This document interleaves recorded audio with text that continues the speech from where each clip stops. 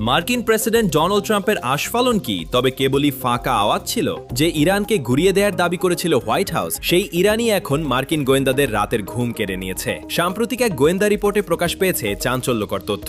মার্কিন ও ইসরায়েলি আগ্রাসনের ক্ষত মুছে ফেলে ইরান এখন আগের চেয়েও শক্তিশালী রূপে রণক্ষেত্রে ফেরার অপেক্ষায়। মার্কিন প্রভাবশালী সংবাদ মাধ্যম দ্য নিউ ইয়র্ক টাইমসের বিস্ফোরক প্রতিবেদনে জানানো হয়েছে, মে মাসের শুরুতে করা গোপন মূল্যায়নে দেখা গেছে ইরানের ক্ষেপণাস্ত্র ঘাঁটিগুলো এখন পুরোপুরি সচল। ট্রাম্প প্রশাসন দাবি করেছিল ইরানের সামরিক মেরুদণ্ড ভেঙে দেয়া হয়েছে, কিন্তু বাস্তবতা বলছে সম্পূর্ণ ভিন্ন কথা। হরমুজ প্রণালীর মতো কৌশলগত গুরুত্বপূর্ণ এলাকায় ৩৩টি ক্ষেপণাস্ত্র ঘাঁটির মধ্যে ৩০টি এখন হামলার জন্য প্রস্তুত। রিপোর্টে বলা হয়েছে, গত ফেব্রুয়ারি থেকে এপ্রিল পর্যন্ত চলা তথাকথিত অপ্ররোচিত মার্কিন ইসরায়েলি হামলার পরও ইরানের প্রায় ৭০% ক্ষেপণাস্ত্র এবং মোবাইল লঞ্চার অক্ষত রয়েছে। অর্থাৎ শত চেষ্টার পরও তেহরানের মূল অস্ত্রভাণ্ডারে বড় কোনো চির ধরাতে পারেনি পেন্টাগন। এখানে একটা বিষয় খুব গুরুত্বপূর্ণ।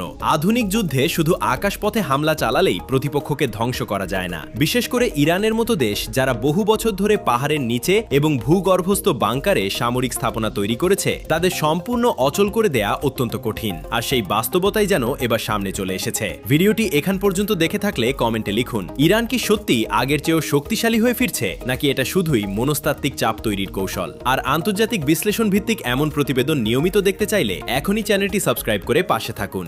রিপোর্ট অনুযায়ী ইরানের ভূগর্ভস্থ ক্ষেপণাস্ত্র গুদামগুলোর ৯০%ই এখন আংশিক অথবা পূর্ণাঙ্গ কার্যক্ষম।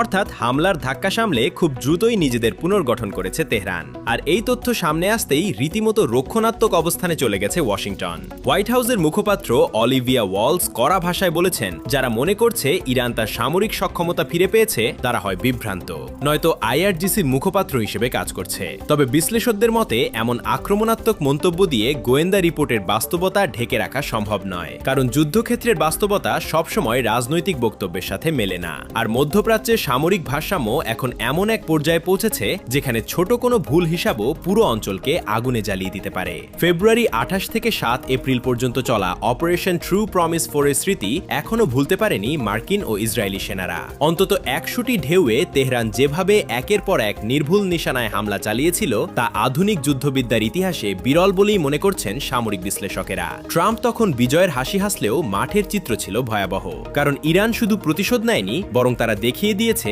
দীর্ঘমেয়াদী যুদ্ধ চালানোর সক্ষমতাও তাদের রয়েছে। ইরানের aerospace forces commander brigadier general Majid Mousavi হুঁশিয়ারি দিয়ে জানিয়েছেন, যুদ্ধবিরতির এই সময়ে তাদের ক্ষেপণাস্ত্র ও ড্রোন তৈরির গতি আগের চেয়ে বহুগুণ বেড়েছে। অর্থাৎ ধ্বংস করার বদলে ইরান যেন নতুন করে অস্ত্রসজ্জার সুযোগ পেয়ে গেছে।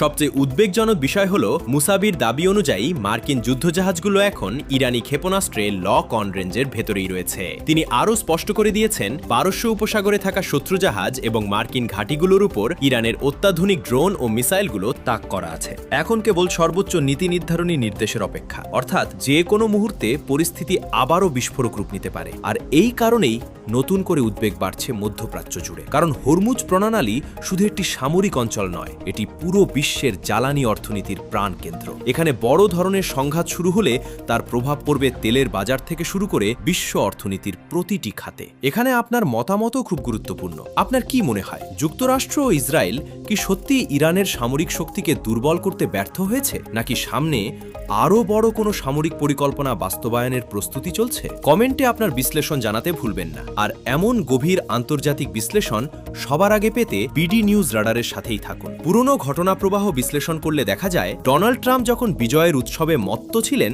তখন তেহরান নীরবে তাদের ক্ষত সারিয়ে নিয়েছে। তারা বুঝেছিল, সরাসরি সংঘাতে টিকে থাকতে হলে শুধু প্রতিরক্ষা নয়, পাল্টা আঘাত হানার সক্ষমতাও বাড়াতে হবে। আর ঠিক সেটাই করেছে ইরান। মার্কিন গোয়েন্দাদের এই রিপোর্ট কেবল ইরানের সক্ষমতার কথাই বলছে না, বরং মধ্যপ্রাচ্যে মার্কিন গোয়েন্দা ও সামরিক কৌশলের বড় ধরনের ব্যর্থতার দিকেও আঙুল তুলছে। কারণ বছরের পর বছর ধরে কোটি কোটি ডলার খরচ করেও যদি প্রতিপক্ষের মূল সামরিক কাঠামো অক্ষত থাকে, তাহলে প্রশ্ন উঠবেই, আসলেই কি লক্ষ্য পূরণ হয়েছে? এখন পুরো বিশ্বের নজর মধ্যপ্রাচ্যের দিকে, কারণ পরিস্থিতি যেদিকে এগোচ্ছে, তাতে সামান্য একটি ভুল সিদ্ধান্ত নতুন যুদ্ধের সূচনা করতে পারে। আর সেই যুদ্ধ শুধু ইরান বা ইসরায়েলের মধ্যে সীমাবদ্ধ থাকবে না, বরং এর প্রভাব পড়তে পারে পুরো বিশ্ব রাজনীতি এবং অর্থনীতিতে।